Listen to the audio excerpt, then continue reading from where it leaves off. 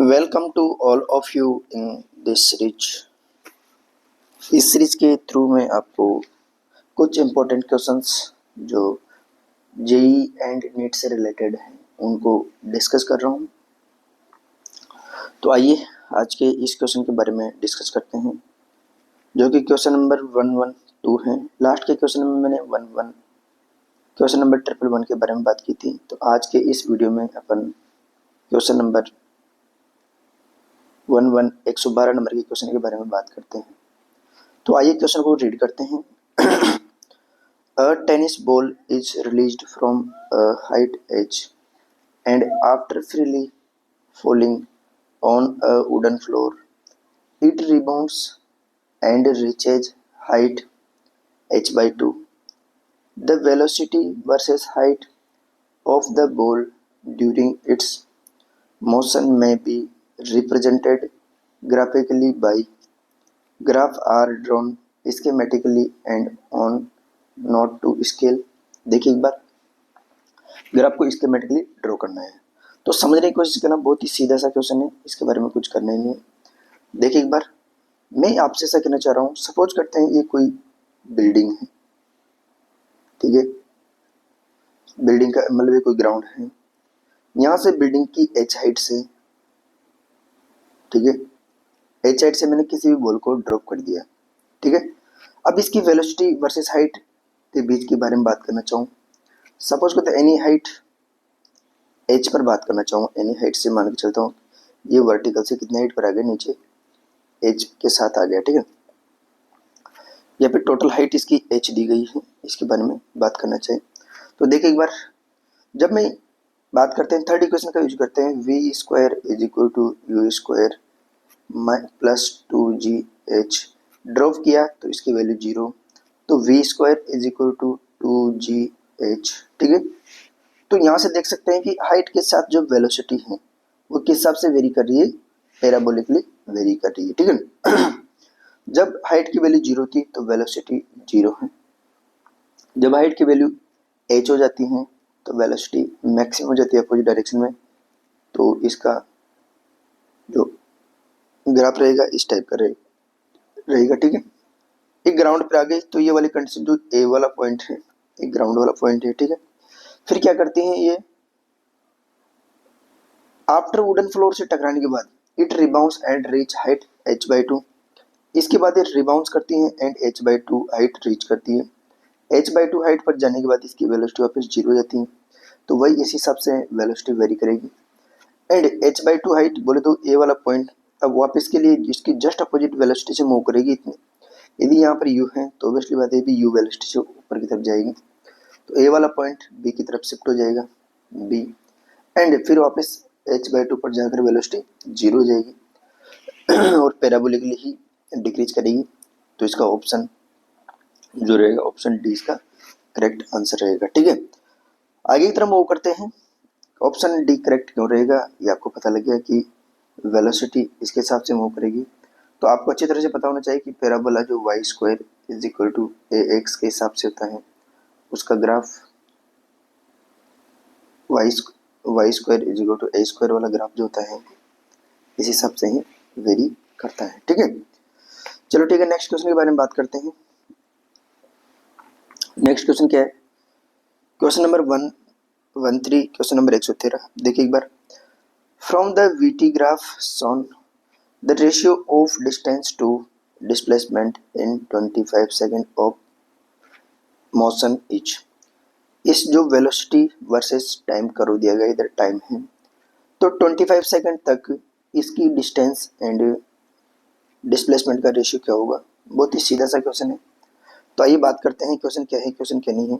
तो देखिए एक बार जब मैंने आपको लास्ट लेक्चर में क्वेश्चन कराया था तो वहाँ पर बताया था कि डिस्टेंस के लिए, तो डिस्टेंस या डिस्प्लेसमेंट के लिए इस वेलोसिटी टाइम करो का एरिया निकालते हैं और उसको ऐड कर देते हैं, वही इसका डिस्प्लेसमेंट या फिर डिस्टेंस होता है। फिर मैंने एक बात और बताई थी, आपको जितने भी एरिया आपको डायरेक्शन में है उनको पॉजिटिव लेके चलते हैं एंड डाउन वाले एरिया को नेगेटिव लेके चलते हैं। इस पॉइंट के कोऑर्डिनेट 20 हैं, इसके 0 हैं। तो देखिए ऊपर वाले एरिया पॉजिटिव होंगे डिस्प्लेसमेंट के लिए और नीचे वाले एरिया नेगेटिव होंगे डिस्प्लेसमेंट के लिए नेगेटिव, बट डिस्टेंस के लिए सभी इसको भी पॉजिटिव लेंगे, इसको भी पॉजिटिव लेंगे और मैग्नीट्यूड के साथ ऐड कर देंगे। ठीक है, आइए सॉल्यूशन करते हैं। इसका सॉल्यूशन क्या है क्या नहीं है, देखिए एक बार यहां से लेकर एक तो ट्राइंगल है, इसका एरिया ऐड करेंगे इस ट्राइंगल का, फिर एक यहाँ से एक रेक्टेंगल हो गया, फिर एक ट्रेपेजियम हो गया, फिर ये ट्राइंगल हो गया, फिर ये ट्राइंगल हो गया। इसके बारे में यदि मैं आपसे बात करना चाहूँ टोटल एरिया के बारे में, तो देखिए एक बार A इज इक्वल टू, इस ट्राइंगल वाले एरिया को मैं A1 लेता हूँ प्लस इसको A2 लेता हूँ, A1 A2, इसको A3 ले लेते हैं, इसको A4 और इसको ले लेते हैं A5। देखिए A1 plus A2 plus A3 plus A4 plus A5। तो यहाँ पर देखिए एक बार A1 के बारे में बात करना चाहूँ तो A1 तो एक ट्राइंगल है, इसका एरिया कितना हो जाएगा, half base 5 into height 10 which is 25 metre square. यदि मैं A2 के बारे में बात करना चाहूँ, A2 इज इक्वल टू कितना हो जाएगा, A2 10 into 5 which is equal to 50 metre square, sorry 50 metre metre metre. यदि मैं इस आगे वाले ट्रेपेजियम A3 के बारे में बात करना चाहूँ तो क्या होता है 1/2 सम ऑफ पैरेलल आर्म्स, तो 10 plus 20 into distance between parallel arms, क्या हो जाएगी डिस्टेंस ये वाली रहेगी इसमें और पैरेलल आर्म्स ये वाली एंड ये वाली है, तो डिस्टेंस क्या है 5। तो देखिए एक बार इसका सॉल्यूशन कितना हो जाएगा, 30/2 इंटू 5, 15 बोले तो 15 into 5 which is 75 metre. A4 के बारे में बात करना चाहूँ मैं आपसे, A4 इस वाले ट्राइंगल का, वही राइट एंगल ट्राइंगल है, हाफ बेस कितना दिए गए हैं, बेस है 5, हाइट है 20, तो इससे कैंसिल आउट 10 टाइम्स, तो इसका आंसर हो जाएगा 50 मीटर।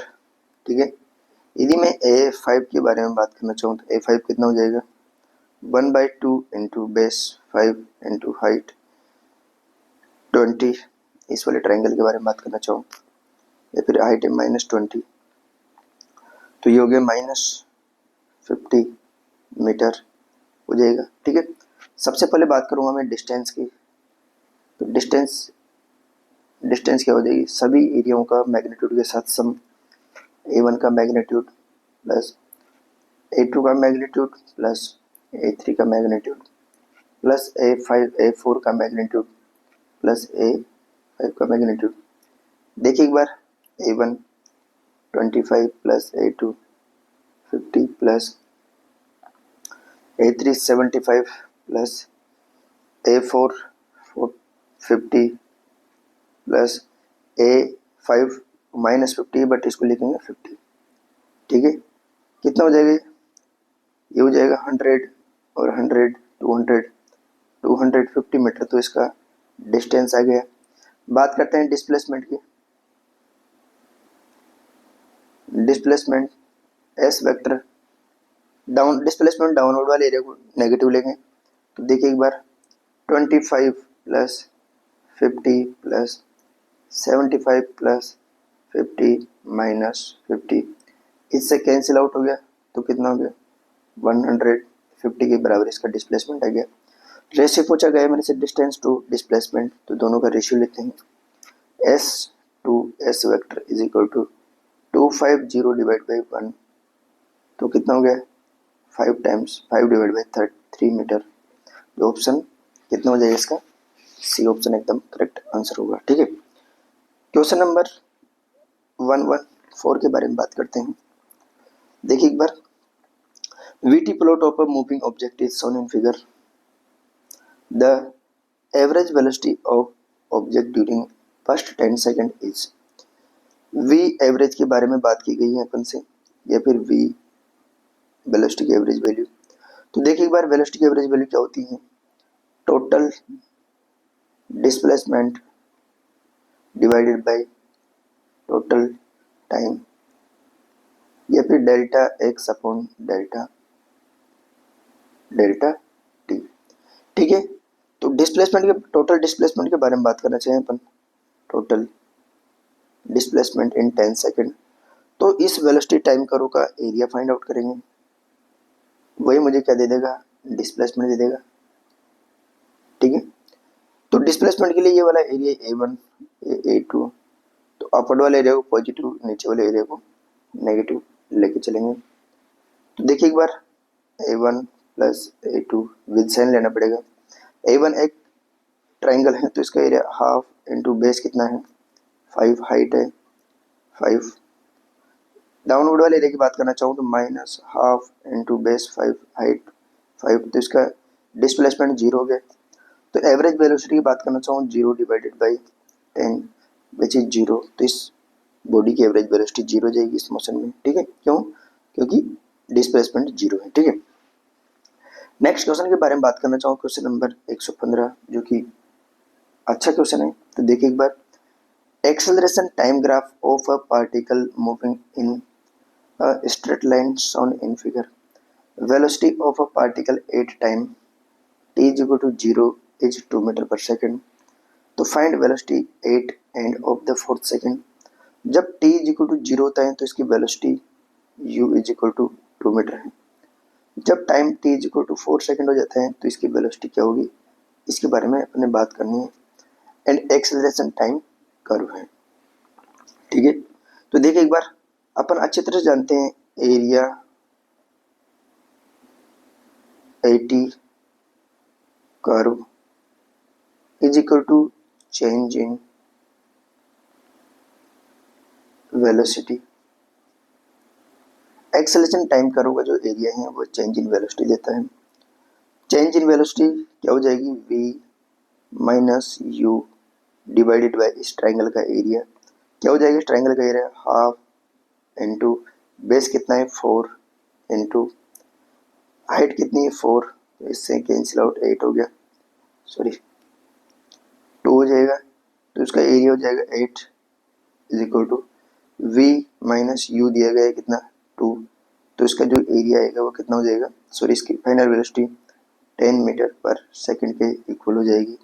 फाइनल का मतलब t इज इक्वल टू 4 पर इसकी वेलोसिटी 10 मीटर पर सेकंड हो जाएगी। ठीक है, बहुत ही सीधा सा क्वेश्चन था। ठीक है, इस टाइप से अपन ने इस वीडियो लेक्चर सीरीज में आपको क्वेश्चन नंबर 115 के बारे में डिस्कस किया। ठीक है, नेक्स्ट क्वेश्चन के बारे में अपन नेक्स्ट वीडियो में बात करते हैं। तब तक thank you, bye bye, for take care and अपनी तैयारी को अच्छी तरह से कीजिएगा। आपको लगता है कि मुझे इस कंसेप्ट की ये वाला कंसेप्ट मेरा वीक है या फिर इसके ऊपर क्वेश्चन करवाइए, तो मैं आप कमेंट बॉक्स में ज़रूर डालिएगा। मैं उस टाइप के क्वेश्चन भी आपके साथ शेयर करने की कोशिश करूँगा। नेक्स्ट वीडियो में हम बूंद टाइप के क्वेश्चन के बारे में बात करेंगे। कोई भी वाटर बॉल होती है तो उस टाइप से कैसे कैसे क्वेश्चन को हैंडल करेंगे। ठीक है, okay, thank you, bye bye, take care.